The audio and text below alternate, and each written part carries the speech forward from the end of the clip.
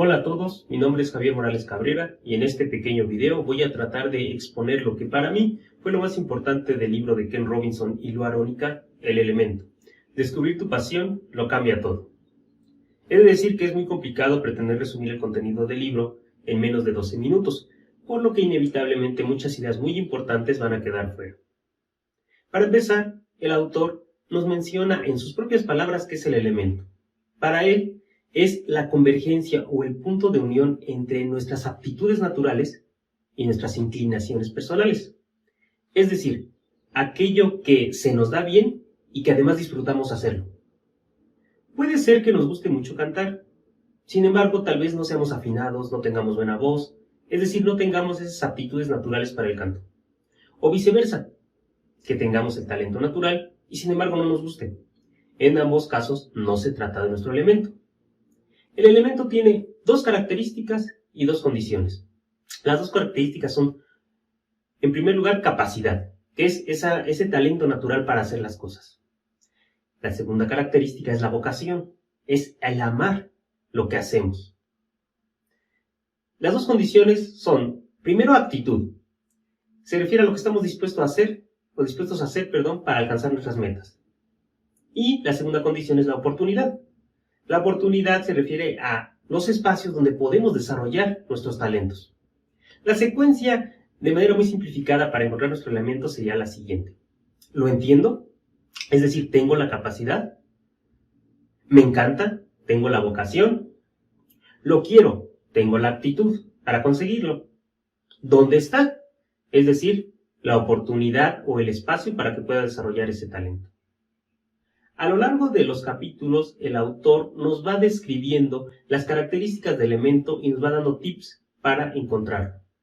Todo esto va acompañado de relatos de personas muy famosas y muy exitosas que han encontrado su elemento. En el capítulo 2, por ejemplo, Pensar de forma diferente, el autor nos invita a que dejemos de dar por hecho ciertas cosas. En ocasiones, el sentido común es el peor enemigo de la creatividad. Y es muy peligroso, porque no nos damos cuenta de las cosas que damos por hecho, precisamente porque las damos por hecho. Y en el ámbito educativo, eso sucede muy a menudo con la inteligencia. Asumimos que una persona inteligente es aquella que tiene esa capacidad lógico-matemático o de razonamiento verbal, que es muy buena resolviendo test, que saca las mejores calificaciones en los exámenes de matemáticas, español o ciencias.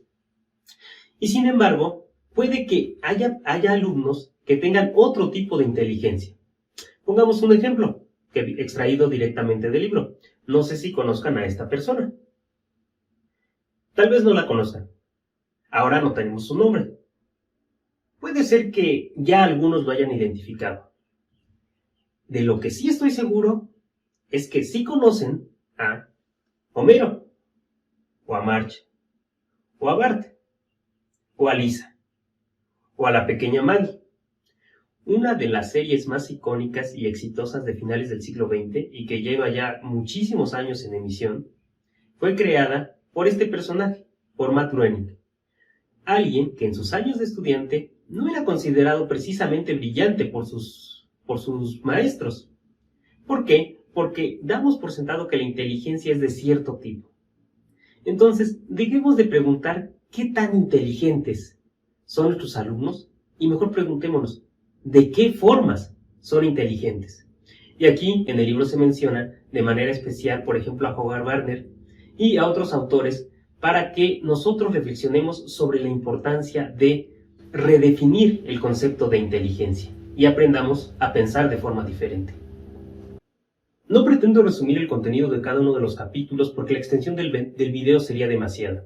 Sin embargo, sí me gustaría puntualizar algunas características del elemento que resalta el autor. Por ejemplo, cuando nos encontramos en él, somos capaces de pensar de manera más creativa. Somos capaces de ir más allá de la imaginación y generar ideas que tienen valor. De igual modo, estar en nuestro elemento nos va a permitir conocer a personas que comparten nuestra pasión. Y de esta manera podremos generar una tribu. Esto es muy importante, ya que una tribu potencia nuestras capacidades.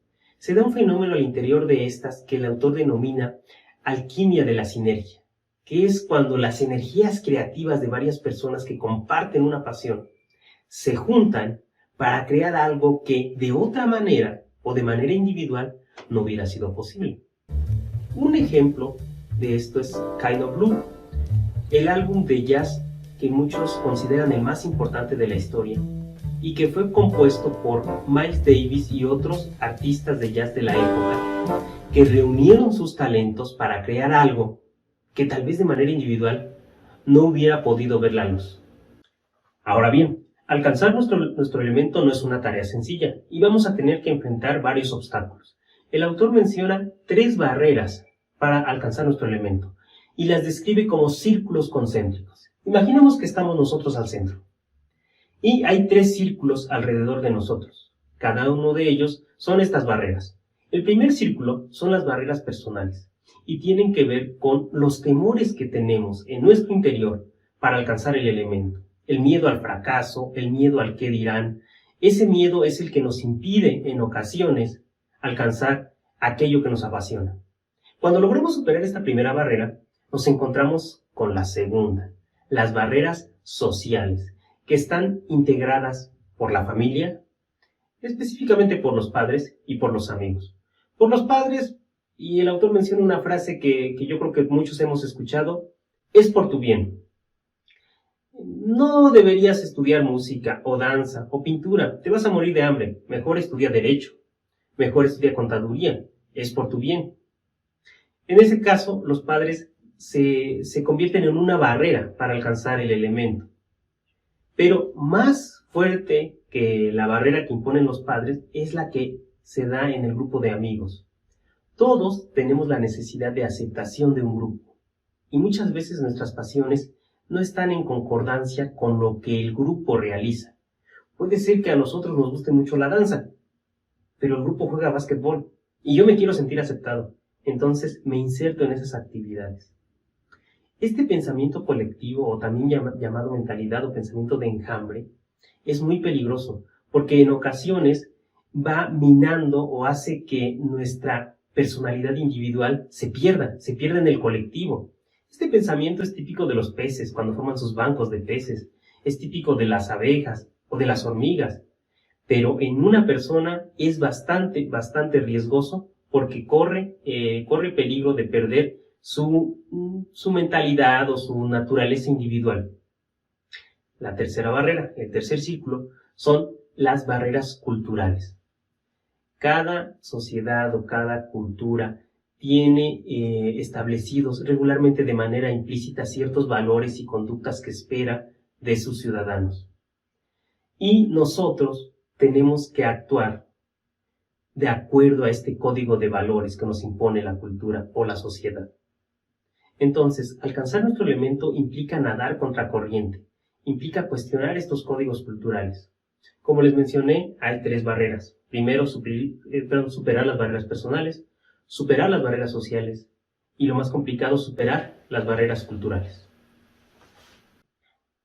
Cuando llevaba más o menos la mitad del libro, la verdad es que no soy muy fanático de los libros de autoayuda y su contenido se me hacía en exceso o un tanto fantasioso, con demasiadas epifanías.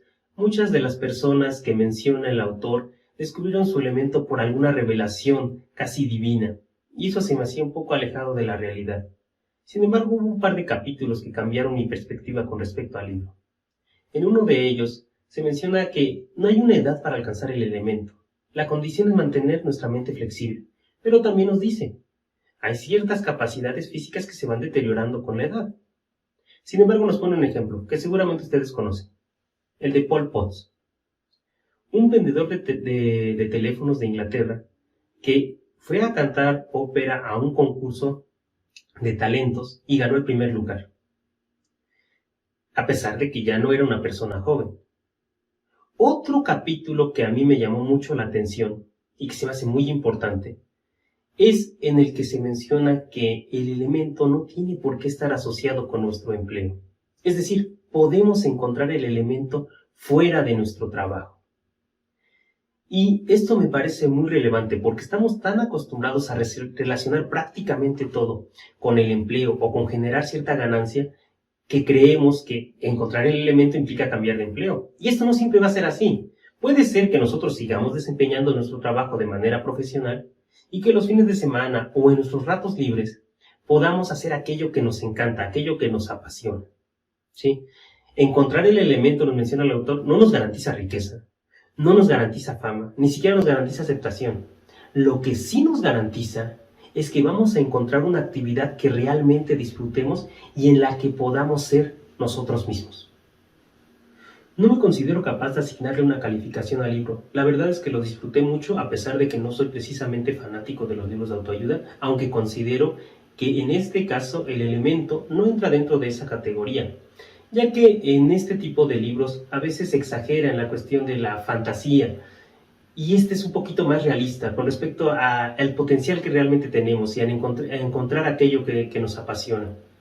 También me gustaría mencionar la relación que tiene este texto con la educación, específicamente con nuestro sistema educativo y más general con los sistemas educativos de todos los países.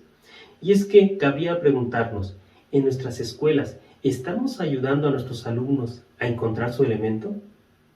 Creo que la respuesta es obvia y lamentablemente es no. Las escuelas de nuestro sistema educativo y de los sistemas educativos prácticamente en todo el mundo tienden a jerarquizar y a darle más importancia a ciertas asignaturas, por ejemplo, español, matemáticas, ciencias, y a veces dejamos de lado educación física y las distintas manifestaciones artísticas. También es un sistema que está plagado de pruebas estandarizadas, que si bien son importantes para brindarnos un panorama del desempeño académico de los estudiantes, pues también no deberían de ser el eje rector de la educación en un país. Y otra de las características que tiene nuestro sistema educativo es que tiende a homogeneizar la educación, a definir o a diseñar actividades para un solo tipo de alumno. Y a este respecto me llamó mucho la atención el enfoque regio que se menciona en el libro, en el cual los alumnos desde muy temprana edad tienen la oportunidad de decidir qué se va a aprender y la manera de hacerlo. E inclusive tienen la oportunidad de decidir cómo decorar su espacio, su salón, porque es eso, es su espacio. Y me gustó mucho un poema que viene ahí que intenté memorizar, pero la verdad ya no pude y además el tiempo no lo daría, de Luris Malaguzzi, en el que menciona que los niños cuando llegan a la escuela tienen 100 maneras de hacer las cosas, pero lamentablemente la escuela solamente tiene o solamente les acepta una. Entonces, yo creo que es necesaria una transformación en nuestro sistema educativo, en el que los docentes, y lo menciona también en el libro, nos volvamos mentores de nuestros alumnos. Y ser mentor de los alumnos implica primero aprender a reconocer sus capacidades, aprender a identificar esas fortalezas que ellos tienen, esos talentos, así como lo hicieron con Matt Groening o con algunos de los otros personajes que aparecen en el libro. También implica estimularlos a que desarrollen esas habilidades y facilitarles la adquisición de nuevas habilidades respecto a su elemento. Y también la cuarta función de un buen mentor es exigirles para que lleguen a otro nivel. Realmente en ocasiones no hacemos esto. Cuadramos demasiado la enseñanza, no damos apertura a que se desarrolle la creatividad de los estudiantes y que a cada uno de ellos encuentre aquello que le apasiona. ¿Qué palabras le puedo dirigir al autor del libro? La verdad es que disfruté mucho el contenido, mejor dicho, a los autores del libro. También disfruté mucho los videos que revisamos, me parece que un par de videos de Ken Robinson en estos TED Talks. Creo que la propuesta que tiene es absolutamente necesaria. Él continuamente menciona la necesidad de una reforma de los sistemas educativos, porque estos fueron diseñados en otros tiempos, obedecían a otras necesidades. En aquel tiempo, pues los alumnos se preparaban para entrar a un trabajo, eran los tiempos de la revolución industrial. No se premiaba la creatividad, se premiaba que tuvieran ciertas habilidades, ciertos conocimientos y que los llevaran al pie de la letra. Pero ahora, en estos tiempos que estamos viviendo, son muy distintos a aquellos tiempos del siglo pasado. Y entonces es necesario que los niños piensen de manera diferente, se desarrollen de manera distinta, desarrollen su creatividad. Solamente de esta manera podemos garantizar que en el futuro tendremos a alumnos, o mejor dicho, a personas que hayan encontrado su elemento y que se sientan, verdaderamente plenas y felices. Al autor solo le puedo decir gracias por este tipo de contenidos, ya que como docentes nos permite reflexionar sobre nuestra función, sobre el trabajo que realizamos y darnos cuenta de que hay muchas cosas que tenemos que cambiar. Muchas gracias, compañeros, y muchas gracias, maestra.